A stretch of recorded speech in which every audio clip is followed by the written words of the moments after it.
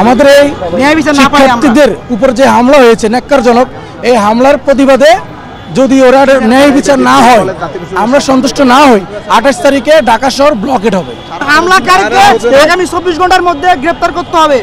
আহ্বায়ক আর আমার সাথে আছে মুখ্য সংগঠক। আগামীকাল সারা বাংলাদেশে সকল বেসরকারি বিশ্ববিদ্যালয়ে বিক্ষোভ মিছিল হবে আর 28 তারিখে আমাদের এই শিক্ষার্থীদের উপর যে হামলা হয়েছে ন্যাক্কারজনক, এই হামলার প্রতিবাদে যদি ওরা ন্যায় বিচার না হয়, আমরা সন্তুষ্ট না হই, 28 তারিখে ঢাকা শহর ব্লকেট হবে কর্মসূচি। থ্যাংক ইউ সবাইকে। হামলাকারীকে আগামী 24 ঘন্টার মধ্যে গ্রেফতার করতে হবে। যদি গ্রেফতার না হয়, আগামীকালকে আমাদের বিক্ষোভ মিছিল চলবে সারা বাংলাদেশে। এরপর আমরা কঠোর কর্মসূচির দিকে বাধ্য হব।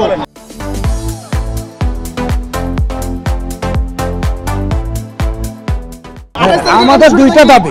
28 তারিখ হচ্ছে যদি বিচারটা না হয়, আমাদের দাবিগুলো হচ্ছে যে আপনারা তো জানেন যেভাবে আমাদের বেসরকারি বিশ্ববিদ্যালয়ের শিক্ষার্থী এবং আমাদের বোনদের উপরে যেভাবে ন্যাক্কারজনক ছাত্রলীগ স্টাইলে হামলা করা হয়েছে, এটা খুবই দুঃখজনক। এটা আমাদেরকে ব্যথিত করে। আর ছাত্রলীগও আমাদেরকে এত সাহস করে নাই। এই গণঅভ্যুত্থানের পরবর্তী সময়েও, তার আগেও, এই গণঅভ্যুত্থানের পরবর্তী সময়ে এসে আমরা এত বড় হামলার শিকার হব, আমার বোনরা এত বড় হামলার শিকার হবে, এটা আমরা খুবই লজ্জিত। এবং একটা সিন্ডিকেটের মধ্যে কেন আমাদের রাজনৈতিক নতুন বন্দোবস্তের মধ্যে কেন আটকে থাকবো? এই রাজনৈতিক বন্দোবস্ত, নতুন রাজনৈতিক বন্দোবস্তের মধ্যে কোনো সিন্ডিকেট চলবে না।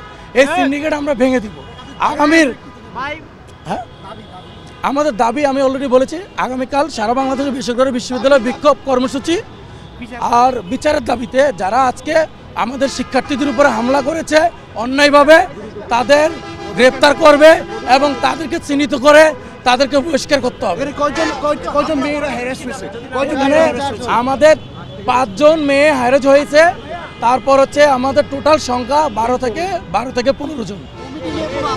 না, কমিটি নিয়ে কমিটি নিয়ে আমাদের বেসরকারি বিশ্ববিদ্যালয়ে একটু চাওয়া পাওয়া ছিল, সেটা হচ্ছে ওখানে আমাদের দাবি দেওয়া হয়েছে। ওই কমিটি নিয়ে আমাদের সাথে কোনো ঝামেলা হয় নাই।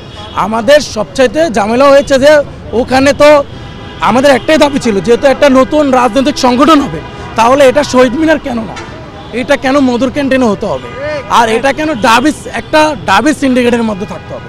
কারণ নতুন রাজনৈতিক বন্দোবস্ত তো হবে জনমুখী রাজনৈতিক বন্দোবস্ত সকল মানুষের। তো সে জায়গায় কেন আমরা একটা জায়গায় সীমাবদ্ধ হয়ে থাকবো?